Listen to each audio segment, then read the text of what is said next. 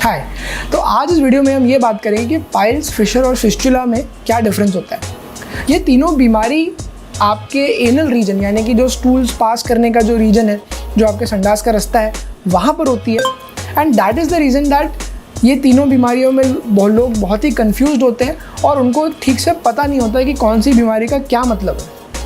लोग इसके बारे में ज़्यादा बात भी नहीं करते हैं बिकॉज लोगों को ये बहुत एम्बैरेसिंग लगती है और पूरी ज़िंदगी निकल जाती है कन्फ्यूजन में कि उनको एग्जैक्टली क्या बीमारी है, कौन सी दवा लेनी है।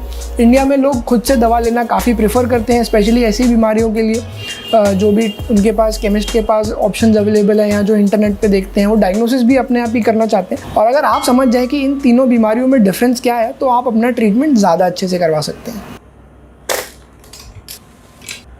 तो सबसे पहले हम ये समझने की कोशिश करेंगे कि पाइल्स कैसे होता है।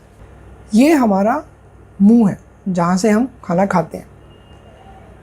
ये हमारा ईसोफेगस है जहाँ से खाना नीचे आता है और यहाँ कहीं पे हमारा स्टमक होता है जहाँ पे सब खाना जमा होता है और आगे डाइजेशन के लिए जाता है। इसको डुओडेनम कहते हैं। यहाँ से आ जाती है स्मॉल इंटेस्टाइन और उसके बाद यहाँ से शुरू हो जाती है लार्ज इंटेस्टाइन जो कि हमारे डाइजेशन में मदद करती है।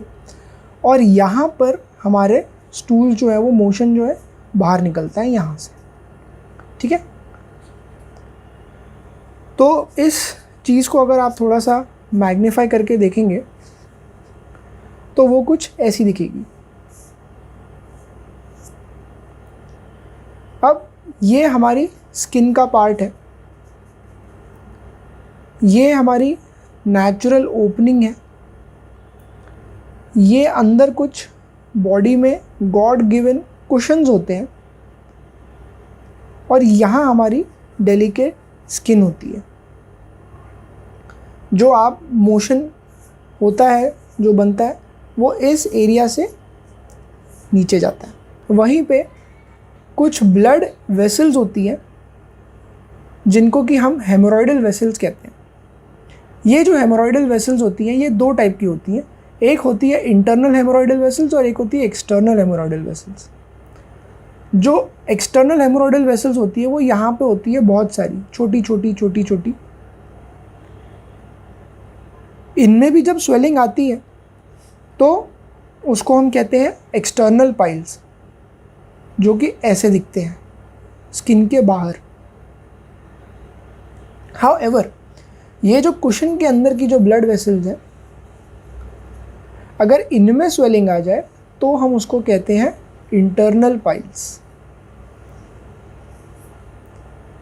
अब इनमें स्वेलिंग क्यों आती है? इनका नॉर्मल नेचुरल तरीके से काम होता है। ये जो स्टूल्स आते हैं, इनके जो स्टूल से जो प्रेशर बनता है वो कुशन, वो जो प्रेशर होता है उसको झेलना इन कुशन्स का काम होता है, सिंपल लैंग्वेज में अगर कहा जाए तो। बट हमारे लाइफस्टाइल के कारण अगर आप पूरे टाइम बैठे रहते हैं, आपको कॉन्स्टिपेशन ज़्यादा हो जाता है, इस एरिया में ज़्यादा प्रेशर आता है, तो ये जो कुशन्स हैं वो स्वेल होते जाते हैं और उनके अंदर की जो ब्लड वेसल्स हैं वो भी साथ में स्वेल होती जाती है। और एक टाइम आता है जब ये बाहर आने लगती है और प्रेशर के कारण आपको तकलीफ़ देने लगती है। जब भी स्टूल जैसे पास होते हैं तो वो इसको रगड़ते हुए जाते हैं, उसके कारण यहाँ से ड्रॉप ब्लीडिंग होती है।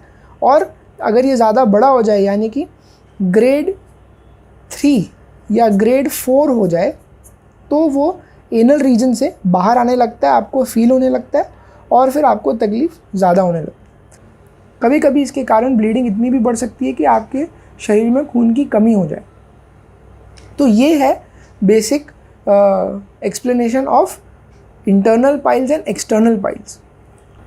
अब हम ये समझेंगे कि फिशर इन एनो क्या चीज़ होती है, ये कौन सी बीमारी है और इसमें और बाकी बीमारी जैसे पाइल्स और फिस्टुला में क्या फ़र्क है। ये हमारा खाने का रास्ता है, ये हमारा ईसोफेगस, ये है स्टमक, यहाँ से स्मॉल इंटेस्टाइन शुरू होती है और यहाँ से लार्ज इंटेस्टाइन बन जाती है और ये हमारे स्टूल पास करने का यानी कि मोशन पास करने का रास्ता है। इस रास्ते में होता है फिशर का प्रॉब्लम। अब ये जो रास्ता है उसको हम थोड़ा बड़ा करके देखते हैं। ये है वो अंदर के साइड की स्किन जहाँ से आपके मोशन पास होते हैं। यहाँ पे कुछ कुशन्स होते हैं जो कि नेचुरली आपके जो मोशंस है उसका जो प्रेशर आता है उसको झेलने के लिए या उसको सपोर्ट देने के लिए होते हैं। यहाँ पर सॉफ्ट टिश्यू होता है, बोन्स, फैट एक्सेट्रा, और इन सभी जगहों पे अलग अलग ब्लड वेसल्स होती है, नर्व्स होती है जिनसे कि सेंसेशंस बॉडी में ऊपर जाते हैं। तो अगर आपको कॉन्स्टिपेशन है यानी कि हार्ड स्टूल्स की तकलीफ़ है, और जब यही हार्ड स्टूल्स यहाँ से बाहर निकलते हैं तो ये जो अंदर की स्किन है उसको वो डैमेज करते हुए जाते हैं, और ये डैमेज के कारण यहाँ पे एक कट आ जाता है। ये जो स्किन है वो ऐसे कट हो जाती है, इसको हम कहते हैं फिशर।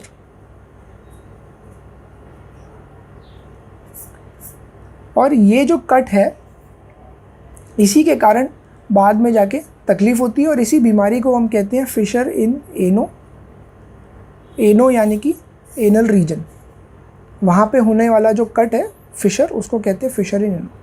तो यहाँ पे जो कट आ जाता है बार बार स्टूल्स के, कड़क स्टूल्स के पास होने से, क्योंकि यहाँ की स्किन डेलिकेट होती है, उस कट के कारण यहाँ की नर्व्स स्टिमुलेट हो जाती है, तो आपको जलन होने लगती है।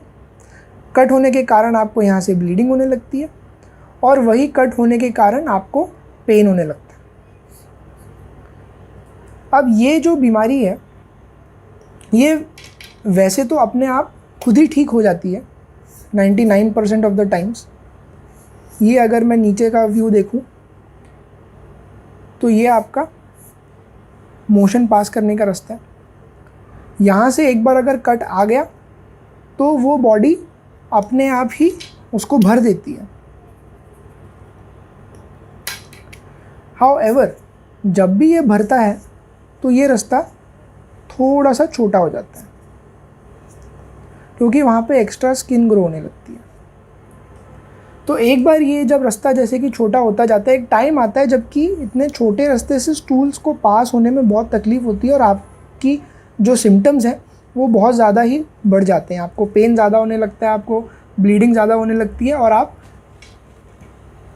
ये पेन को बेयर नहीं कर पाते। तो इस तकलीफ़ को कहते हैं फिशर इन एनो। आप देखेंगे कि पाइल्स से ये तकलीफ़ बहुत ही अलग है, हालांकि ये होती सेम ही जगह पे है, बट इसका पाइल से कोई लेना देना नहीं है। बहुत बार पेशेंट्स को ये सेम बीमारी पाइल्स के साथ होती है, यानी कि बहुत बार पेशेंट को पाइल्स और फिशर दोनों ही साथ में होते हैं, इसलिए अक्सर कन्फ्यूजन होता है कि मुझे पाइल्स है या फिशर है। बट आप समझने की कोशिश करें कि दोनों का ट्रीटमेंट काफ़ी अलग है। पाइल्स का ट्रीटमेंट एकदम अलग है और फिशर का ट्रीटमेंट एकदम अलग है। इसीलिए इसका ट्रीटमेंट सही डॉक्टर से लेना ज़रूरी है, जिसके की वजह से आप गलत ट्रीटमेंट नहीं ले पाएँ और ख़ुद तो दवाई दे के टाइम पास ना ही करें, बिकॉज आपको ये सारी थ्योरी पूरी पता होनी चाहिए अपना ट्रीटमेंट खुद शुरू करने के पहले।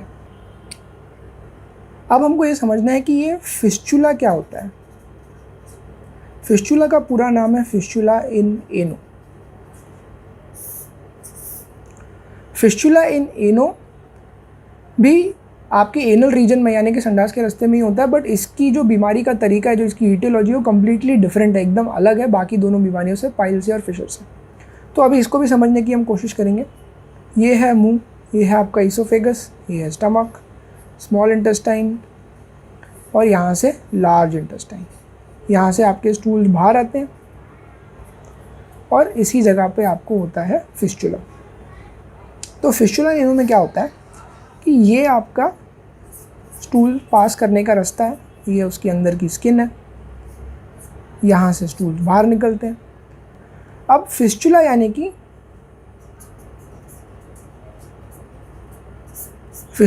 कि ट्यूब।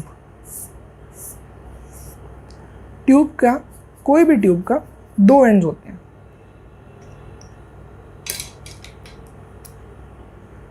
एक इस तरफ का एंड और एक इस तरफ का एंड। तो यही बीमारी जब फिस्चुला बन के यहाँ पे आती है, तो सबसे सिंपल तरीका समझाने का उसको ये है कि ये जो आपकी स्किन है, और ये अंदर की स्किन और ये बाहर की स्किन, ये अंदर की स्किन है और ये बाहर की स्किन है, यहाँ से एक कोई ना कोई जगह से रास्ता बन जाता है जो कि टनल जैसा होता है और जो कि अंदर कहीं ना कहीं कनेक्ट करता है। तो जैसा कि आप देख सकते हैं, इसके कनेक्शन अंदर कई जगहों पे हो सकते हैं। अब ये तो 2 डायमेंशनल डायग्राम है, अगर आप 3D में सोचेंगे तो इसकी बहुत सारे पॉसिबिलिटीज़ होती हैं, इसलिए इसके काफ़ी बार आपको इन्वेस्टिगेशन कराने पड़ते हैं, MRI वगैरह, जो कि काफ़ी महंगे होते हैं, और आपको समझ नहीं आता कि फिस्टुला जैसी प्रॉब्लम के लिए हम इतना इन्वेस्टिगेशंस क्यों करा रहे हैं, इतना खर्चा क्यों बढ़ रहा है। क्योंकि ये जो टनल है ये अंदर कहीं भी जा सकती है। अगर आप बहुत लकी हैं तो ये यहाँ पे स्किन में एक उसका एंड होगा और दूसरा एंड उसका यहाँ पे होगा। ये सबसे सिंपल टाइप का फिस्टुला होता है। इसको ठीक कराने के लिए आप शाह सूत्रा भी लगवा सकते हैं। हाउएवर, अगर आपको इससे ज़्यादा कॉम्प्लेक्स फिस्टुला है, यानी कि ये ओपनिंग यहाँ है बट अंदर की ओपनिंग कहाँ है दिख नहीं रही है, या अंदर की ओपनिंग कहीं डीप है, या अंदर की ओपनिंग मल्टीपल है, यहाँ पर भी है, फिर एक ब्रांच यहाँ पर भी है, फिर एक ब्रांच कहीं अंदर भी खुल रही है, अगर ऐसी सिचुएशन है तो आपका फिस्टुला ठीक करना काफ़ी डिफ़िकल्ट हो जाता है। और इसका जो कारण है बीमारी का वो सिर्फ कॉन्स्टिपेशन नहीं होता है, और भी कई बीमारियों के कारण है, जैसे ट्यूबरकुलोसिस वगैरह, उनके कारण भी ये हो सकती है। तो ये समझना बहुत ही ज़्यादा इम्पॉर्टेंट है कि फिस्टुला अंदर कितना डीप है और किस कारण की वजह से। तो जब तक आपका ये फिस्टुला का ट्रीटमेंट पूरी तरह से नहीं होगा कारण के साथ, तब तक आपको फिस्टुला बार बार होता रहेगा। अगर आपने फिस्टुला इग्नोर किया तो क्या हो सकता है, तो ये हो सकता है कि आपका ये जो फिस्टुला का रास्ता है, यहाँ से तो मोशन जाता है, हो सकता है कि ये मोशन यहाँ पर आ जाए और यहाँ पे इन्फेक्शन कॉज करे, जिसकी की वजह से पस जमा हो जाए, और पस जमा होते रहेगा, आप ध्यान नहीं दोगे, एक टाइम आ सकता है कि वो फट सकता है यहाँ से। तो यहाँ से एक एक्स्ट्रा रास्ता बन जाता है जहाँ से कि पस आने लगता है। कब अगर आप बहुत आपका सच में लक ख़राब है तो हो सकता है मोशन भी यहाँ से आने लगे। तो ये सब प्रॉब्लम हो सकती है अगर अपने फिस्टुला को इग्नोर करेंगे और उसको ध्यान नहीं देंगे और पूरी तरह से समझेंगे कि नहीं कि फिस्टुला क्या होता है। ऐसी भी सिचुएशन आ सकती है जहाँ पे कि ये जो फिस्टुला है ये अंदर के अंदर ही बर्स्ट हो जाए, यानी कि बाहर तक कुछ ना आए, बट ये जो पस है ये अंदर से भी आ सकता है और यहाँ पे जो ओपनिंग है यहाँ से भी पस निकल सकता है, या अगर उसकी ओपनिंग है यहाँ से भी पस निकल सकता है। तो ये अलग अलग सिनारियोज होते हैं जिसमें कि फिस्टुला इन एनो को आपको ठीक करने के पहले एज अ डॉक्टर मुझे समझना होता है, और इसीलिए मैं आपको ये समझाने की कोशिश कर रहा हूँ कि इन बीमारियों को आपको लाइटली नहीं लेना चाहिए, एंड आपको सिर्फ घरगुती दवाइयाँ खा के यहाँ वहाँ से इंटरनेट से दोस्तों से पूछ के उसका ट्रीटमेंट करने की कोशिश नहीं करनी चाहिए। ये था एक शॉर्ट वीडियो आपको तीनों बीमारियों के बारे में डिफरेंस समझाने के लिए। आई होप इससे आपका काफ़ी कन्फ्यूजन क्लियर हो गया हो। मैं चाहता हूँ कि आप इस वीडियो को ज़्यादा से ज़्यादा लोगों तक पहुँचाएं जिनसे इनकी मदद हो, जितने मैक्सिमम लोग या मदद कर सकते हैं आप कीजिए। एंड अगर आपको ये चैनल अच्छा लगता है, आपको ऐसी और इन्फॉर्मेशन जानने की उत्सुकता है, तो आप बेशक उसको सब्सक्राइब कीजिए, इस वीडियो को लाइक कीजिए, एंड मुझे बताइए कि आप और क्या सुनना चाहेंगे। Till then I will see you in the next video.